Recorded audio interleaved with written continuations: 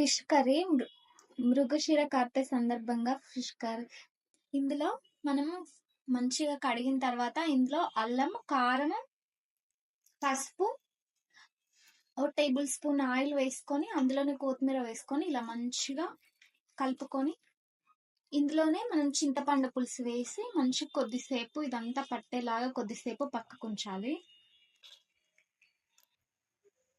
ఇలా చింతపండు వేసి మంచిగా ముక్కలకు పట్టేలాగా పక్కకు ఉంచుకోవాలి. ఇందులోనే హాఫ్ టేబుల్ స్పూన్ మెంతి పొడి వేసుకొని మంచిగా ముక్కలకు పట్టేలాగా ఇలా కలుపుకొని ఇలా పక్కకు పెట్టుకోవాలి. ఇప్పుడు మనం పోపుకి రెడీ చేసుకున్నాం. ఇప్పుడు ఇందులో 4 ఉల్లిపాయలు కూడా వేసుకోవాలి.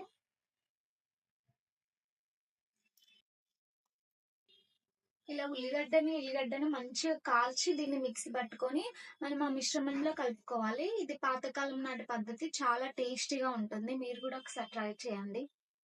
ఇందులోనే పచ్చి ఉల్లిగడ్డలు 2 పచ్చిమిర్చి వేసుకొని అలానే మనం ఇంతకుముందు కాల్చి తీసుకున్న ఉల్లిగడ్డ దీన్ని మంచిగా ఇలా కలుపుకోవాలి. ఇందులో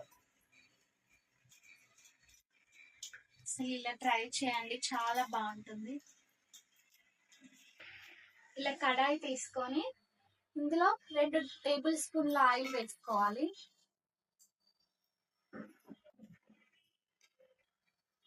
ఇప్పుడు ఇందులో ఉల్లిగడ్డలు వేసుకొని అలానే 2 పచ్చిమిర్చి వేసుకొని మంచిగా దీనికి ఎర్రగా గోలించుకోవాలి.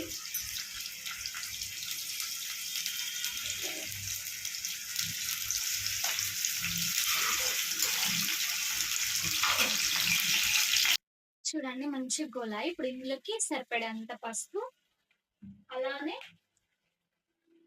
మెంతి పొడి వల్లనే చేపల కూరకి చాలా ఫ్లేవర్ వస్తుంది. అందులో వేసుకున్నాం కదా అల్లం, ఇందులో కూడా కొంచెం అల్లం వేసుకొని మంచిగా కలుపుకోవాలి.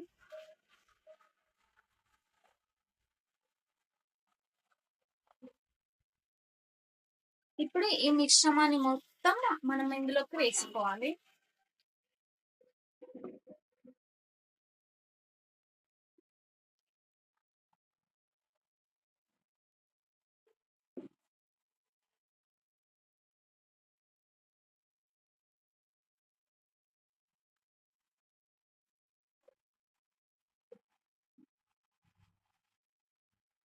ఇప్పుడు ఇందులో మనం ఇదే వేసుకోవాలి.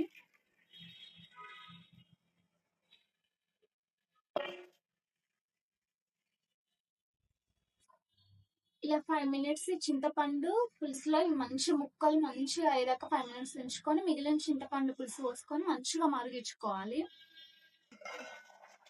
చూడండి ఇలా మంచి కలకలా ఉంటుంది. ఇప్పుడు మిగిలిన చింతపండు సూపుని ఇందులో వేసుకొని ఇంకో 10 నిమిషాలు మంచిగా మరిగించుకోవాలి. చూడండి ఫిష్ కర్రీ రెడీ అయిపోయింది. ఇప్పుడు మనం ఇందులోకి కొత్తిమీర వేసుకుంటే ఫిష్ కర్రీ అయిపోయింది.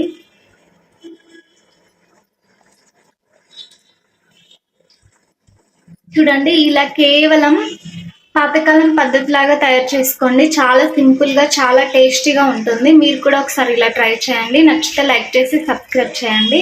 Thank you. ఇదండి, మీరు కూడా ఇలా ట్రై చేయండి. అలానే మనకి ఇందులో చేప గుడ్లు కూడా వస్తుంటాయి కదా, దాన్ని కూడా ఇలా మంచిగా ఫ్రై చేసుకోండి, చాలా బాగుంటుంది. చూడండి చాలా సింపుల్గా ఇలా చేపల కూరని రెడీ చేసుకోండి, చాలా బాగుంటుంది.